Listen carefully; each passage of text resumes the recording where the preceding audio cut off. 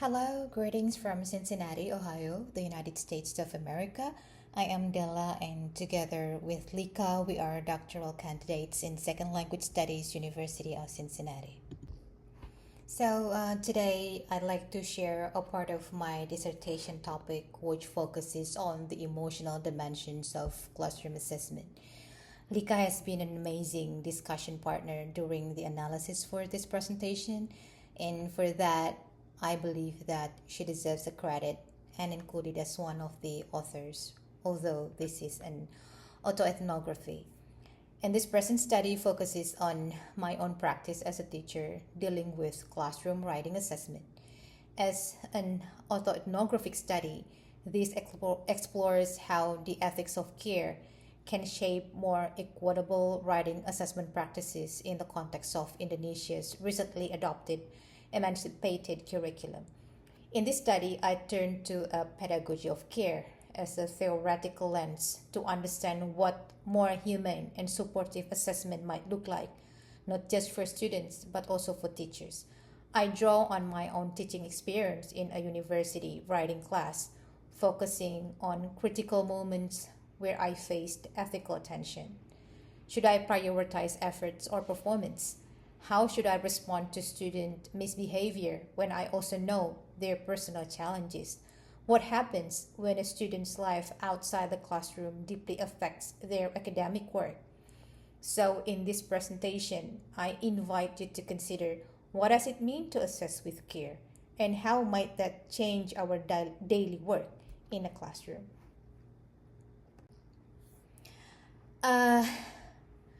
Let me begin with the background of my study.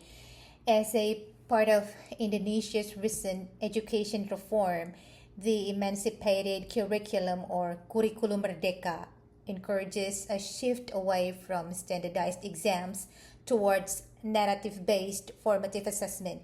This means teachers are now expected to provide ongoing descriptive feedback that traces student growth over time, especially in skills like writing. And this shift opens up valuable space for more humanizing assessment practices. Rather than reduce students to numbers or scores, narrative assessment invites us to see students as evolving learners with different needs, backgrounds, and potentials. It also allows space for relational engagement where feedback becomes a conversation, not just a judgment. However, this approach also brings significant demands, especially in large EFL writing classes. Teachers often struggle to document individual growth in meaningful and sustainable ways, and the emotional labor involved in trying to be responsive to each student's needs can lead to fatigue and even burnouts. Without adequate time, training, or institutional support, records may become inconsistent, rushed, or incomplete, so undermining both the reliability and the spirits of the policy. Importantly, these challenges do not affect teachers alone.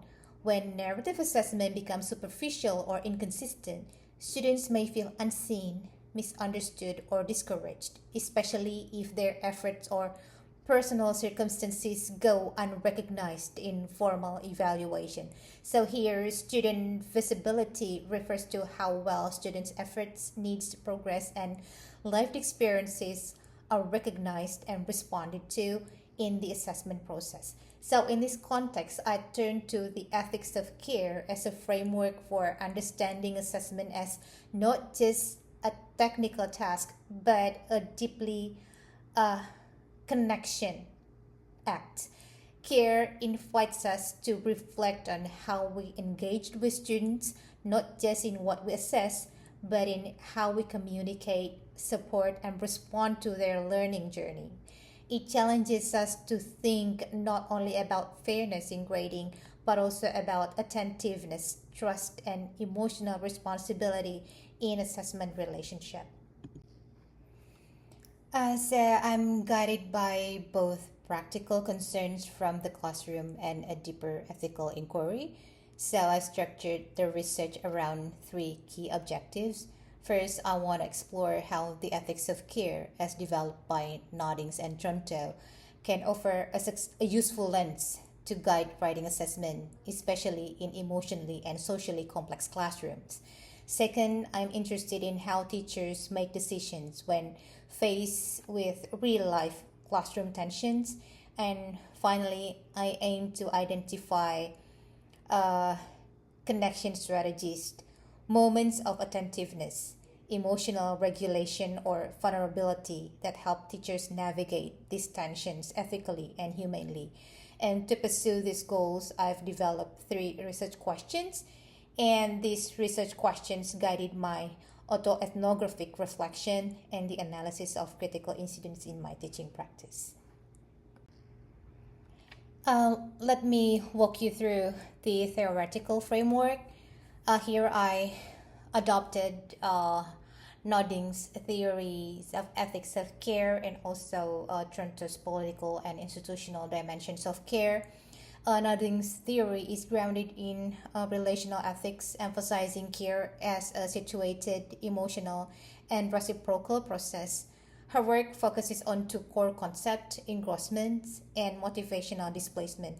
Engrossment is the act of fully attending to the student, listening deeply to their needs, concerns, and efforts without imposing one's own agenda, while motivational displacement is the teachers temporarily sets aside their own priorities to act in response to the needs of the students.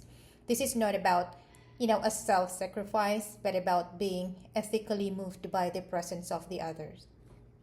So in my study, Nodding's framework allows me to explore moments in writing assessment where teachers are ethically challenged. For example, when deciding between rewarding effort or following standardized grading criteria. So, Nodding helps frame assessment as an emotional and moral act, where care is shown through attentiveness and presence, especially when students are vulnerable or discouraged.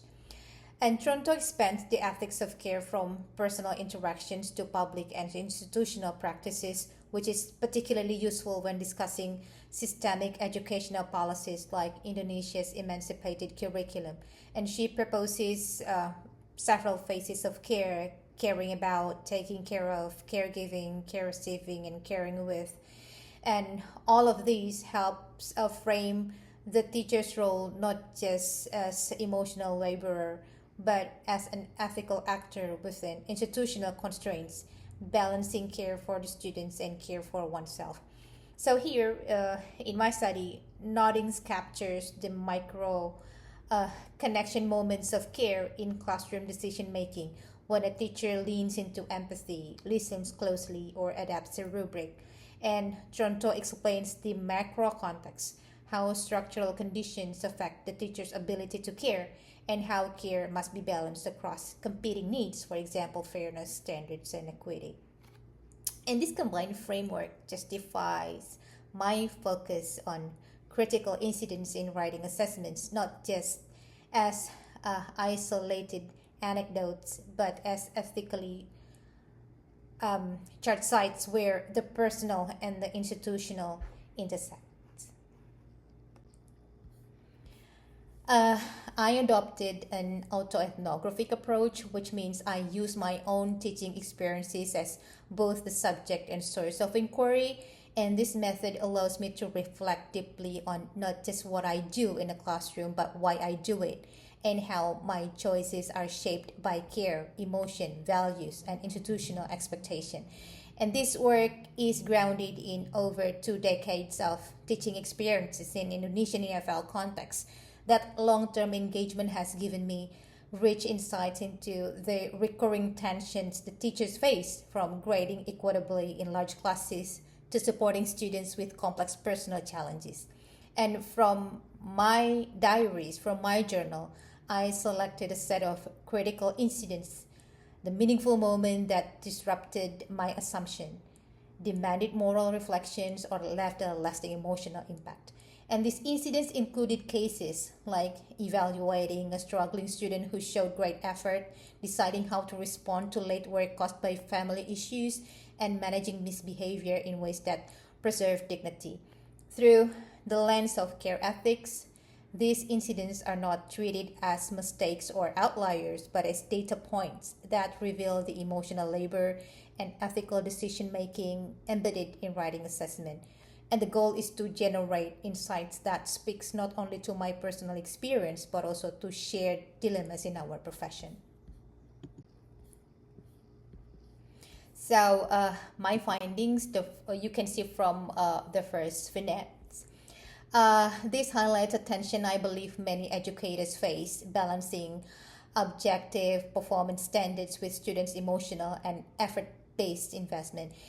At the end of the semester, so a student submitted the fifth draft of her argumentative essay. She had worked hard responding to feedback, improving her grammar and organization, but her final paper still didn't meet the rubric's criteria for an A. So I gave her the grade her work merited, but after class, she came up to me upset and asked, Budela, I've worked so hard. Why can't I get an A? So in that moment, I was struck by the emotional weight behind her question. It wasn't just about the grade. It was about being seen and valued for her persistence. So this experience made me question, is rigid adherence to performance metrics always fair? Or can we, as caring educator, acknowledge the human dimensions of learning? It is not about lowering standards, but about creating space in our assessment practices to affirm effort, growth, and connection, not just outcomes. This experience reveals more than just a grading issue. It exposes a deeply ethical tension that teachers often face. So from Nodding's perspective, I was called into a caring relation the moment my students voiced her frustration. Her question, why can't I get an A, was not just about the grade, but about being recognized. Through the lens of engrossment, I had to listen fully, not just hear her words. And through motivational displacement, I had to momentarily set aside my role as evaluator, as an assessor, to consider what she needed emotionally in that moment: validation, fairness, and reassurance. This second vignette captures one of the most ethically challenging moments I faced as a teacher. And after months of collaborative drafting, one student submitted a story I recognized word for word from a magazine. I initially gave her an E, but a week later, she came to my office, visibly nervous, and she admitted she plagiarized because she wanted to impress me. She believed a perfect story would earn her an A, and her honesty caught me off guard. Through the lens of Noddings, I recognized it as a call for care, not punishment. I let myself listen, and I considered what she really needed at that moment, not just academic correction, but emotional acknowledgement. I stepped out of the rigid role of an assessor and into the role of someone trying to understand why this happened. From Toronto's perspective, her apology was an act of care receiving, and I took on responsibility to repair, not just punish. I gave her an A minus, not for the mistake, but for her growth and courage. And this moment reminded me that misbehavior isn't always about disrespect. It can also be a misguided attempt to meet perceived expectations. In a care ethics framework, responding with both accountability and compassion becomes the ethical path forward. My story here reminded me that fairness doesn't always mean treating every student the same. One of my students missed key assignments after suffering a serious motorbike accident.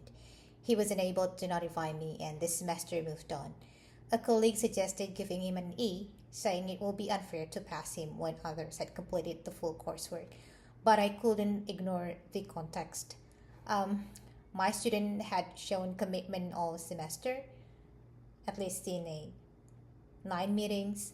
I reached out to his sister, and she told me he wanted to finish as is because it was the last coursework to graduate. That moment called me to respond through the ethics of care, not just policy. I listened deeply, recognized his situation, and responded with empathy. From Toronto's lens, I accepted the responsibility of going beyond the syllabus. I took initiative, reached out, and made a decision based on what justice looked like in that specific case. So in the end, I gave him a B minus, not because he fulfilled all the requirements, but because he had shown enough mastery, and because sometimes care requires flexibility. And he recovered in time and graduated. And to me, that decision embodied what equitable education looks like. As I reflect on the three vignettes, it becomes clear that assessment is never just about scores and rubrics. It's a relational and moral act, especially in EFL writing classrooms where students bring not only drafts but also emotions, struggles, and aspirations. The ethics of care helped me see that sometimes fair assessment requires more than uniform standards. It requires listening, noticing, and acting in ways that support students' dignity and growth. Across the cases, we saw that care does not mean lowering expectations. Instead, it means recognizing that students are human beings whose learning journeys are shaped by complex life circumstances. In short, assessment with care is both ethical and pedagogical. It ensures that our decisions not only measure learning, but also supports it. So, what does it mean in practice? So, for teachers, I believe that we need to allow ourselves to respond with flexibility. Grading system should honor both efforts and progress. And for teacher education, I think we should include discussions about emotional labor, ethical dilemmas, and real stories like these. And finally, for institutions, policy should support, not restrict, teachers' ethical judgment. So, this study calls us to center care in how we teach, how we assess, and how we relate to students. So this closes our presentation. Thank you very much.